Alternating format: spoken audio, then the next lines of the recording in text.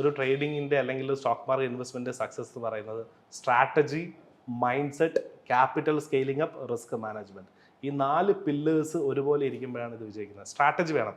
ഈ പറയുന്ന പോലെ ഇപ്പം നമുക്ക് ഏതെങ്കിലും ഒരു സ്റ്റോക്ക് കാണുന്നു, ഇത് കൊള്ളാമെന്ന് പറഞ്ഞ് നമ്മൾ ഇൻവെസ്റ്റ് ചെയ്യുന്നതും ഇവിടെ നിന്ന് ഇത് പോകുമെന്ന തോന്നലിൻ്റെ പുറത്ത് ഇൻവെസ്റ്റ് ചെയ്യുന്നതും ഗാംബ്ലിംഗ് ആണ്.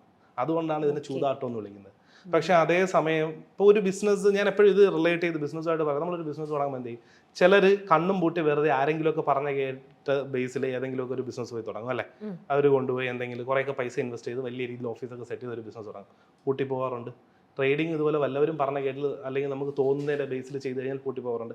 അതേസമയം വെൽ പ്ലാൻ ചെയ്ത് നമ്മളൊരു ബിസിനസ് തുടങ്ങുന്നതിന് മുന്നേ മാർക്കറ്റ് സ്റ്റഡി ചെയ്ത്, ഓക്കെ ഈ ഇൻഡസ്ട്രി ഫ്യൂച്ചർ ഗ്രോത്ത് ഉള്ള ഇൻഡസ്ട്രി ആണോ, മാർക്കറ്റിംഗ് എങ്ങനെ ഇതിന് ചെയ്യാം, ഇത് ഡിജിറ്റൽ മാർക്കറ്റിംഗ് ആണോ അല്ലെങ്കിൽ ഓഫ്ലൈൻ മാർക്കറ്റിംഗ് ആണോ, സെയിൽസിൻ്റെ സ്ട്രാറ്റജി എന്താണ്, ഇങ്ങനെയൊക്കെ വെൽ പ്ലാൻ ചെയ്ത് നമ്മൾ ബിസിനസ് ചെയ്താൽ നമ്മൾ വിജയിക്കാനുള്ള സാധ്യത വളരെ കൂടുതലാണ് അല്ലേ?